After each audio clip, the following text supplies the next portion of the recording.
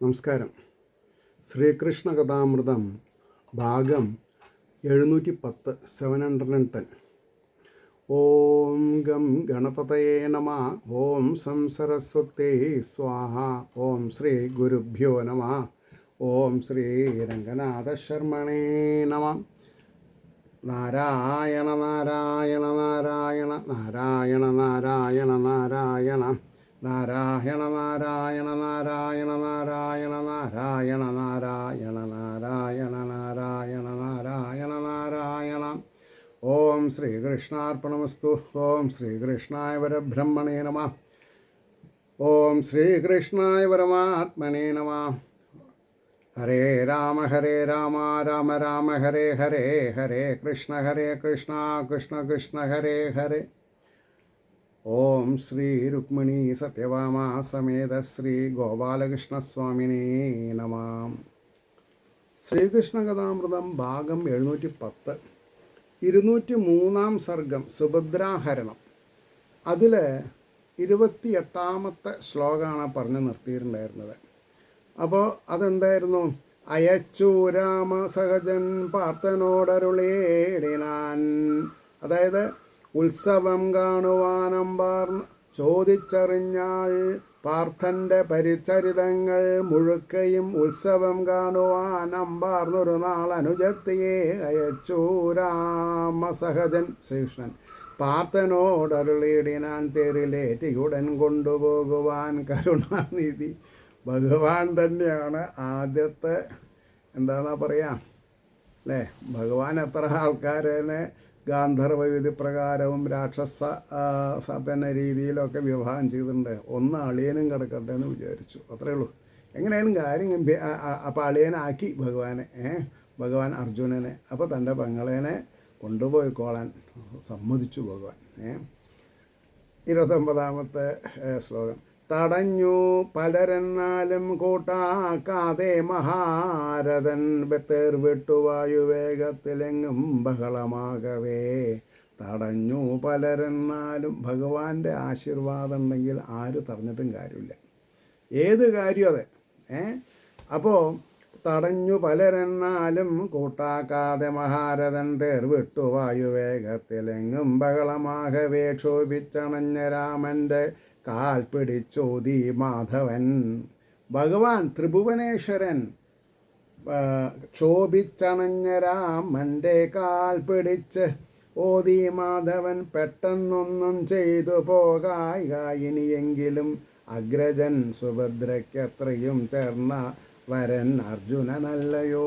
പറഞ്ഞു, ഈ ലോകത്ത് അങ്ങ് വിചാരിക്കുന്ന കൂട്ടത്തിൽ സുയോധനനല്ല അനുയോജ്യൻ.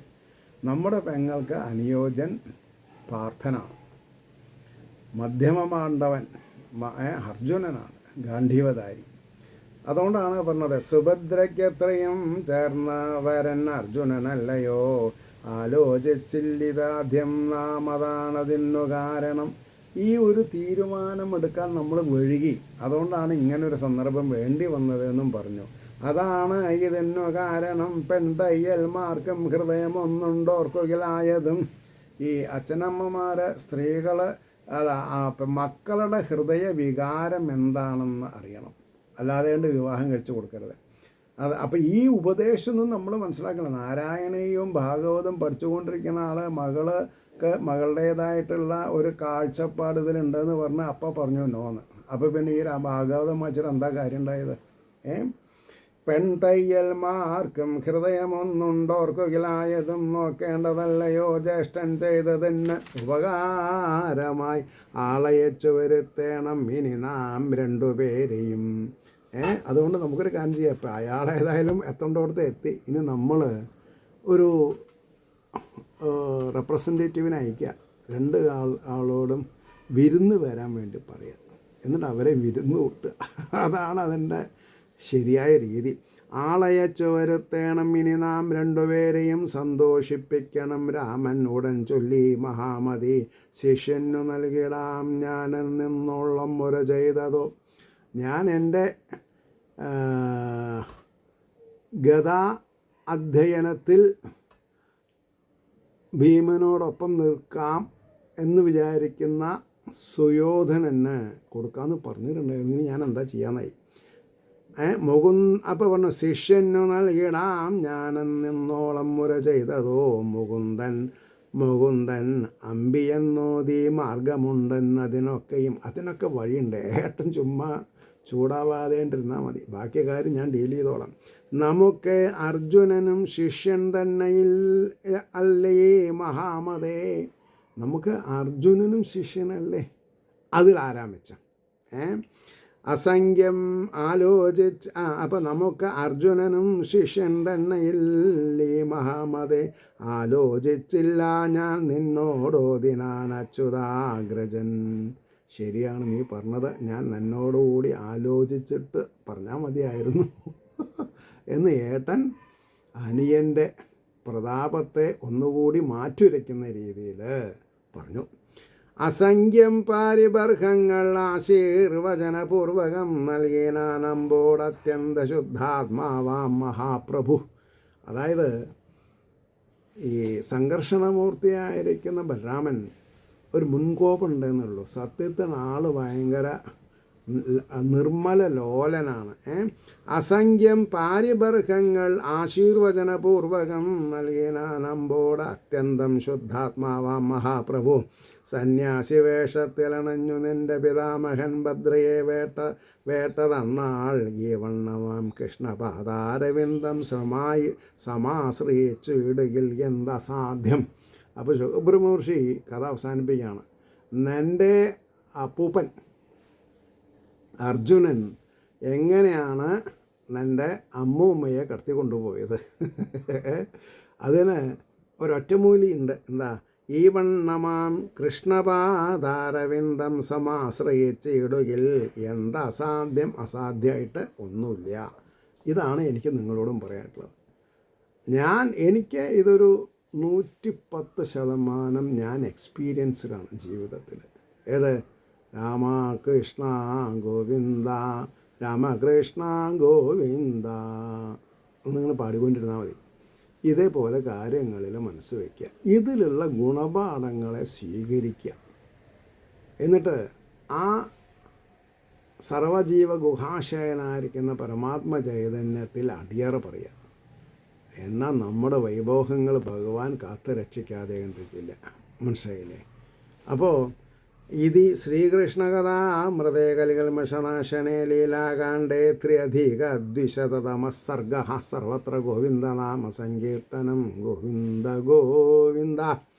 ഇനി 204 എപ്പിസോഡാണ് മിഥില രാജാവും ശ്രുതദേവനും. അതായത് ഒരു രാജാവിനും ഒരു ബ്രാഹ്മണനും ശ്രീകൃഷ്ണൻ ഒരേ സമയത്ത് അവരെ അനുഗ്രഹിക്കുകയാണ് 2 സ്ഥലങ്ങളിലായിട്ട്. മിഥില രാജാവും ശ്രുതദേവനും 204 സർഗം സർവത്ര ഗോവിന്ദനാമ സങ്കീർത്തനം.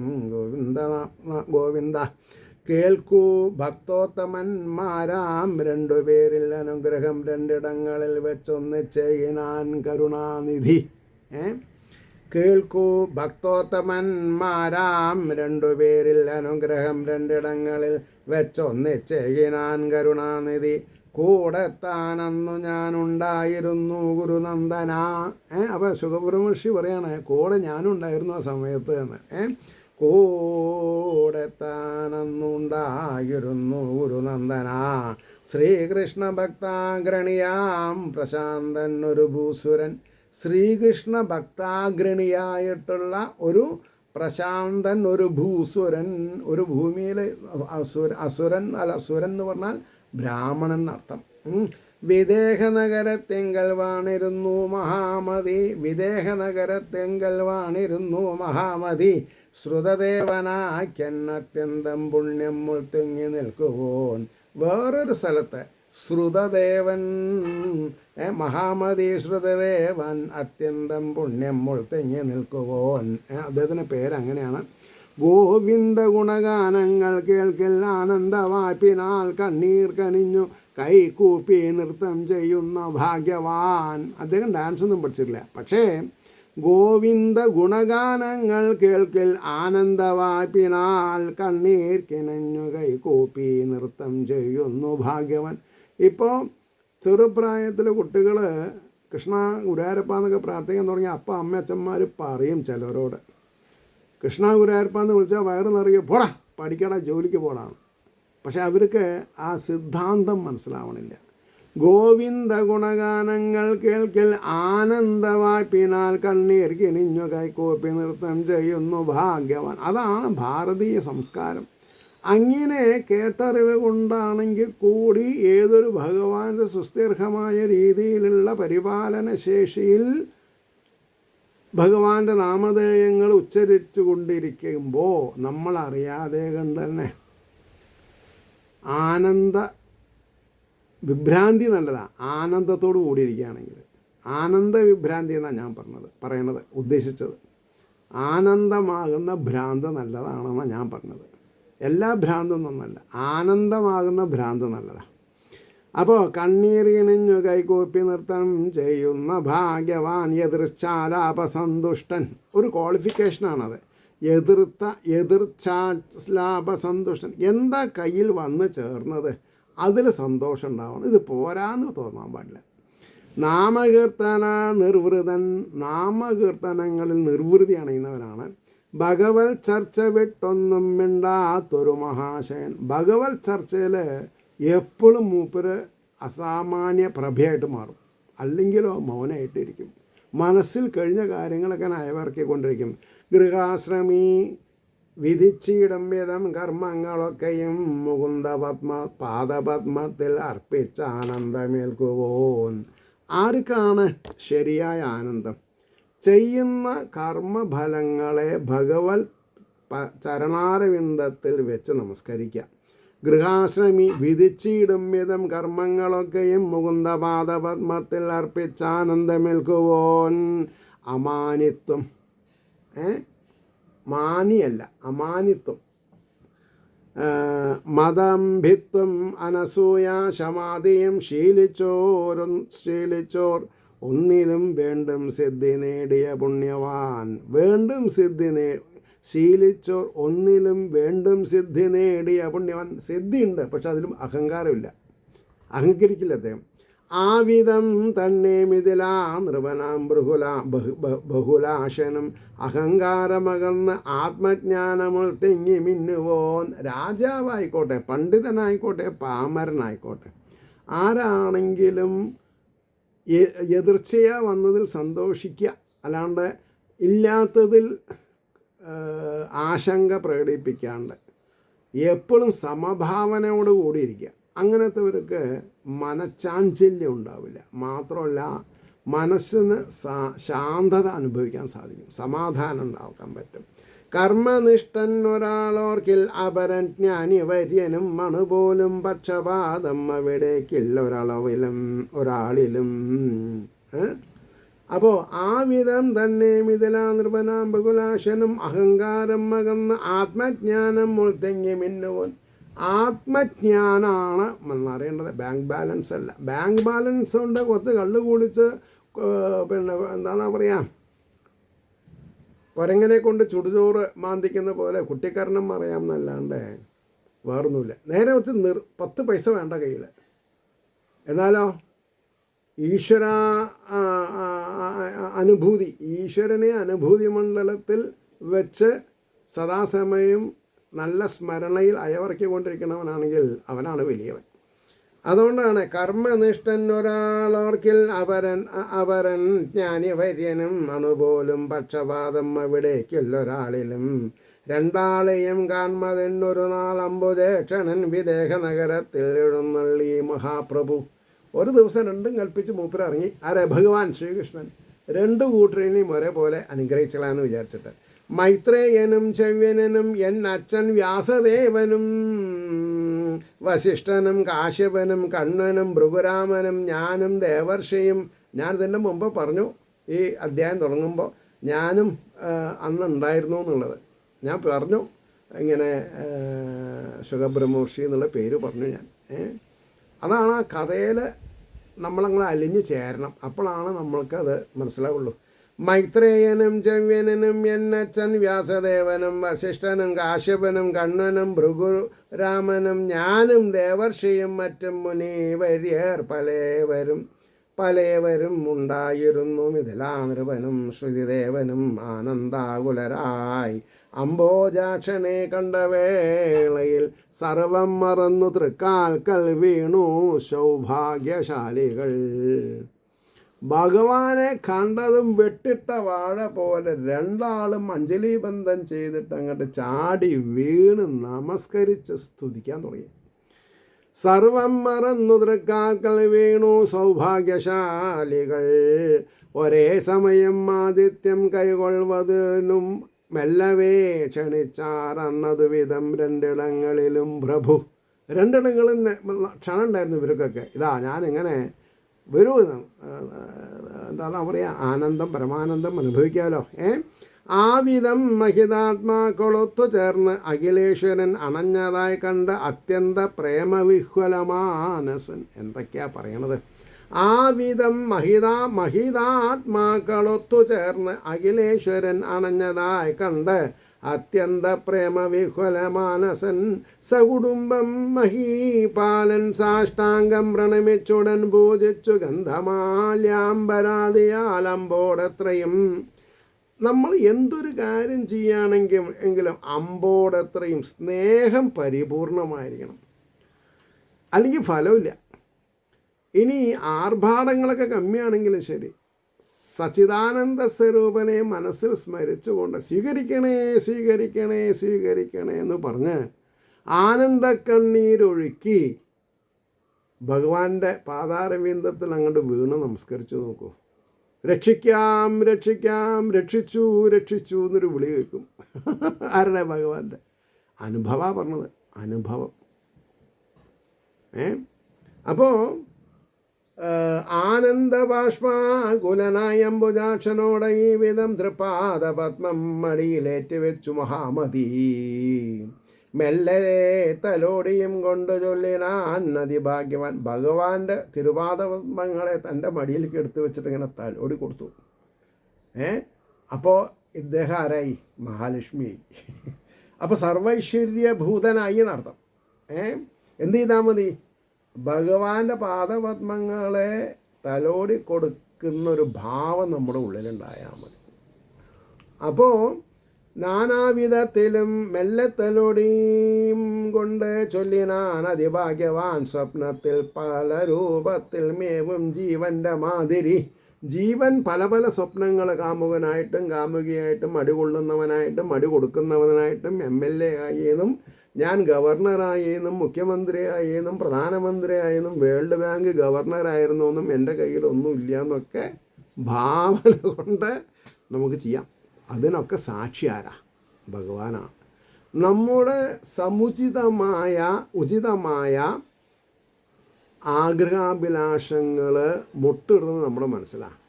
അത് ഈശ്വരൻ്റെ പ്രേരണയില്ലാണ്ട് മുട്ടിടില്ല. അപ്പോൾ അതിനെ എക്സിക്യൂട്ട് ചെയ്ത് തരേണ്ട ഉത്തരവാദിത്വം ആർക്കാം? ഭഗവാനാണ്. പക്ഷെ എന്ത് ചെയ്യണം? ഭഗവാൻ പറഞ്ഞ പോലെ നമ്മൾ ജീവിക്കണം. സാത്വികത്വം കൈവിടാതെ കണ്ട് ജീവിക്കണം. മനസ്സിലായില്ലേ? മെല്ലെ തലോടിയും കൊണ്ടു ചൊല്ലിനാൻ അതിഭാഗ്യവാൻ സ്വപ്നത്തിൽ പല രൂപത്തിൽ മേവും ജീവന്റെ മാതിരി. നാനാവിധത്തിൽ വാണാലും ജ്ഞാനമാർന്നേ ലസിപ്പൂ നീ. അല്ലേ? നാനാവിധത്തിൽ വാണാലും ജ്ഞാനമാർന്നേ ലസിപ്പൂ നീ. സർവം ത്യജിച്ച് അകക്കാമ്പിൽ അദ്വൈത ധ്യാനമോലുകിൽ ഹരേന്ന് എഴുതി വെച്ചിട്ടുണ്ടോ? എന്താ? സർവം ത്യജിച്ചും ഭാര്യാപുത്ര ഗൃഹ സൗഖ്യങ്ങളേനൊക്കെ ത്യജിക്കാൻ തയ്യാറാവണം. ഭാവനയിൽ മതി. സച്ചിദാനന്ദ സ്വരൂപനെ സ്വീകരിക്കുക. Sachidananda Swaroopan, yes I am here, don't worry എന്ന് പറയും. അങ്ങനെയാണ്. സർവം ത്യജിച്ച് അകക്കാമ്പിൽ അദ്വൈത ധ്യാനമോലുകിൽ. അദ്വൈത ധ്യാനം, ഭഗവാൻ മാത്രമേ ഉള്ളൂ ഈ ലോകത്ത്, വേറെ ആരുമില്ല. ഇവിടെ ആരൊക്കെ ഉണ്ടോ അതൊക്കെ ഭഗവാന്റെ രൂപങ്ങളാണെന്നാണ് മനസ്സിലാക്കിയ രക്ഷപ്പെട്ടു. അഖണ്ഡ സച്ചിദാനന്ദ സ്വരൂപൻ മിന്നും ആ വിധം. ആരേനെ നമ്മൾ മനസ്സിൽ കാണേണ്ടത്? അഖണ്ഡ സച്ചിദാനന്ദ സ്വരൂപൻ മിന്നും ആ വിധം അനന്തമഹാത്മ്യമിഴും അവിടുന്ന് അമ്പോട് ഇങ്ങനെ കൺമുമ്പിലെഴുന്നള്ളി. അമ്പോടും ഇങ്ങനെ കൺമുമ്പിൽ എഴുന്നള്ളിത്താൻ അലിഞ്ഞ് ഞങ്ങളെയൊക്കെയും ഏകാന്ത ഭക്തരായി മിന്നിപ്പതോർത്തുള്ളൊരു കൃപ. കൺമുമ്പിൽ എഴുന്നള്ളിത്തന്നിൽ അലിഞ്ഞ് ഞങ്ങളെ ഒക്കെയും ഏകാന്ത ഭക്തരായി മിന്നിപ്പതോർത്തുള്ളൊരു കൃപ. ഭഗവാന്റെ കൃപയാണത്. അവർണ്ണനീയം എന്ത് ഓതേണ്ടു മഹാപ്രഭു. അങ്ങയുടെ കൃപ അവർണ്ണനീയാണ്.